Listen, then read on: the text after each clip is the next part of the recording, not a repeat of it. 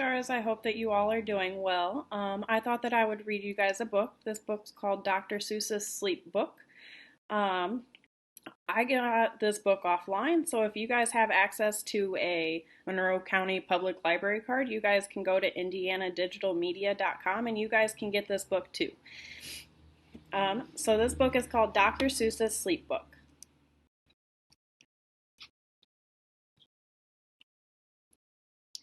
This book is to be read in bed.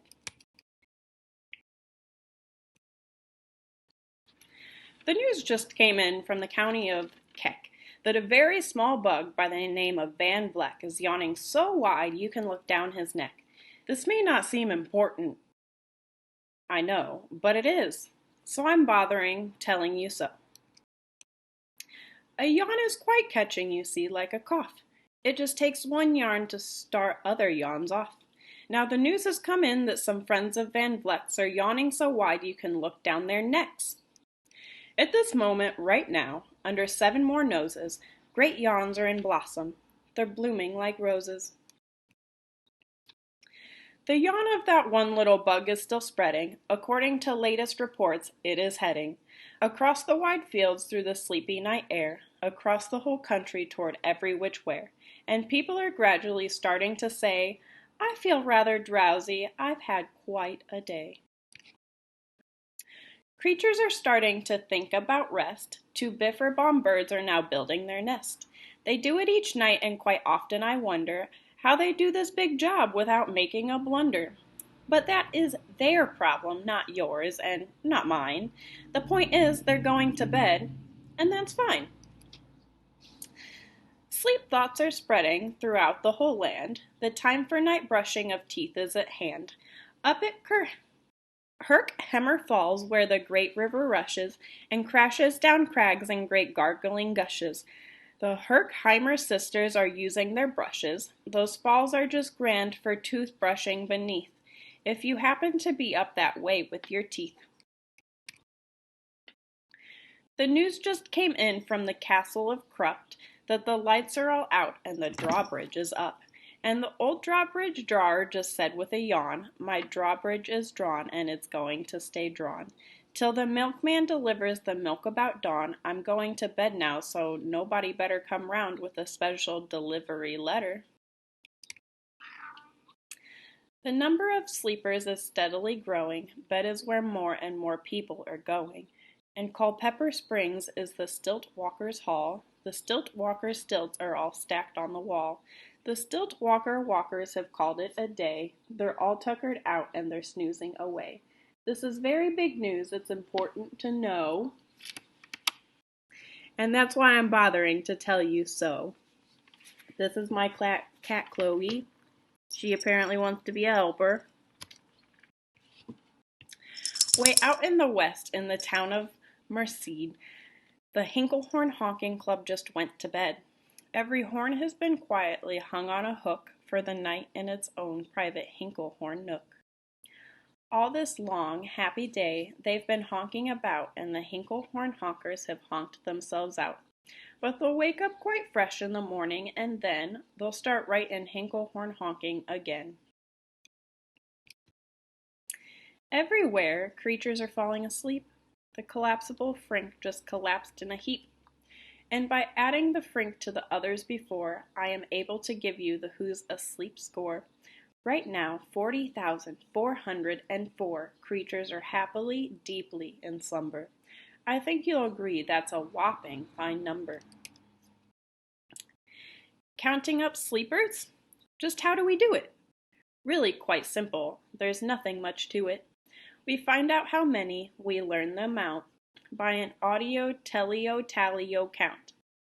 On a mountain halfway between Reno and Rome, we have a machine in a plexiglass dome, which listens and looks into everyone's home. And whenever it sees a new sleeper go flop, it jiggles and lets a new big ol' ball drop. Our chap counts these balls as they plop in a cup, and that's how we know who is down and who's up. Do you talk in your sleep? It's a wonderful sport, and I have some news of the sport to report. The world champion sleep talkers, Joe and Mo Redzoff, have just gone to sleep and they're talking their heads off. For 45 years, or for 55 years now, each chattering brother has babbled and gabbled all night to the other. They've talked about laws and they've talked about gauze. They've talked about paws and they've talked about flaws. They've talked quite a lot about old Santa Claus. And the reason I'm telling you this is because you should take up this sport. It's just fine for the jaws. Do you walk in your sleep? I just had a report of some interesting news of this popular sport. Near Finnegan Fen there's a sleepwalking group, which not only walks, but is walks a la hoop. Every night they go miles. Why, they walk to such length. They have to keep eating to keep up their strength.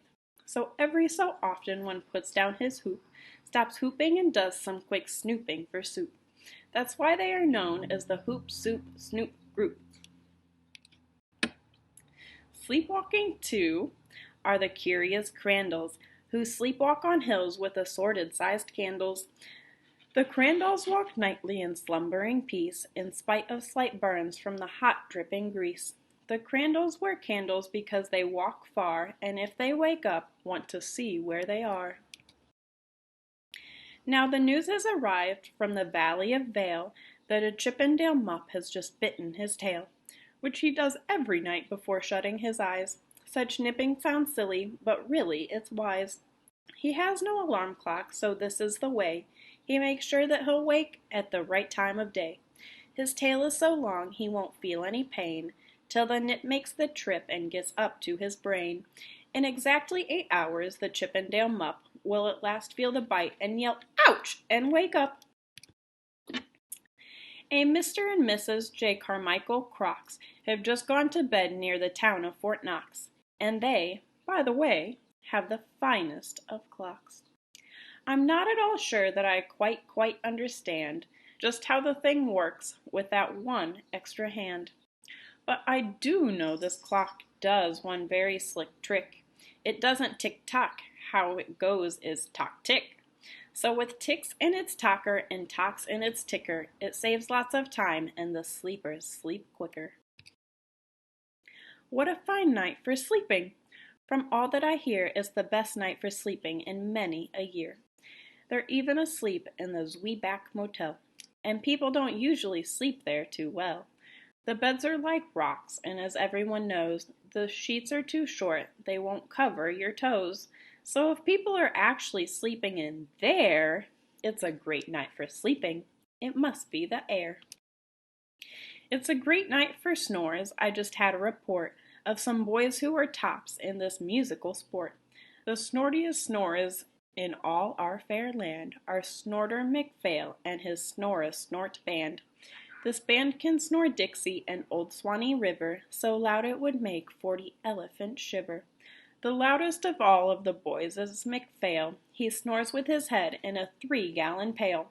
So they snore in a cave 20 miles out of town. If they snored closer, they would snore the town down. Do you know who is asleep out in Funa Laguna? 2 very nice Funa Laguna baboona. We've added that into our Who's Asleep count, which has grown to a really amazing amount. Exactly 8,808 creatures are sleeping now. Isn't that great? A Jed is in bed, and the bed of a Jed is the softest of beds in the world, it is said.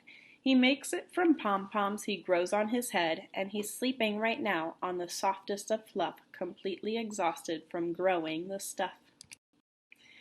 The news has come in from the district of Doft that 2 oft are asleep and they're sleeping aloft. And how are they able to sleep off the ground?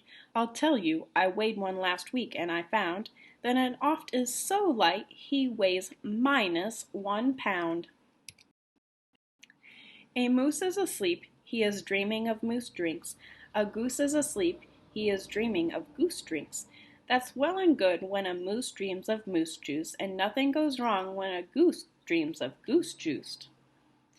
But it isn't too good when a moose and a goose start dreaming they're drinking the other one's juice. Moose juice, not goose juice, is juice for a moose, and goose juice, not moose juice, is juice for a goose.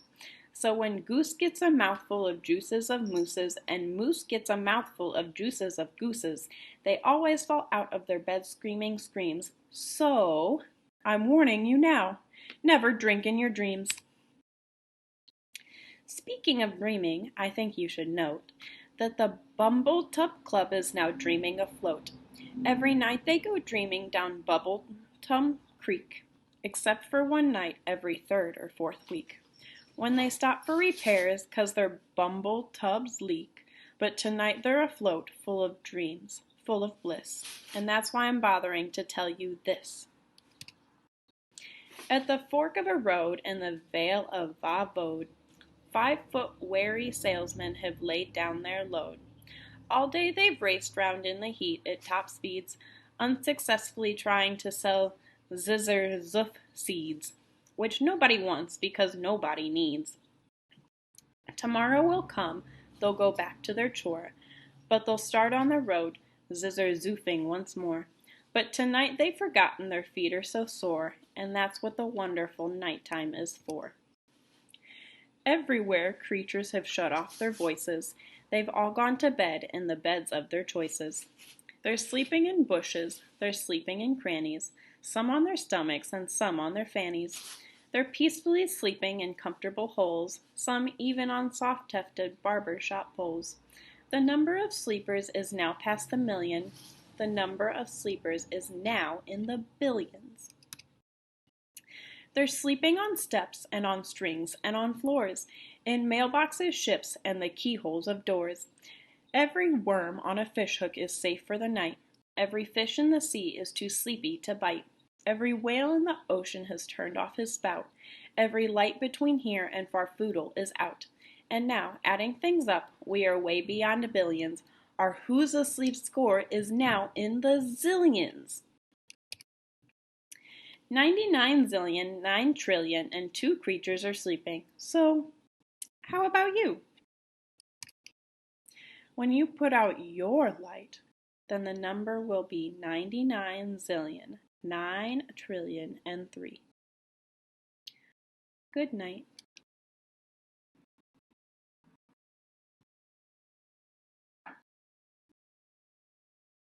All right, Summit Stars, I hope you guys enjoyed that. I hope you all are doing well. Stay healthy. Bye.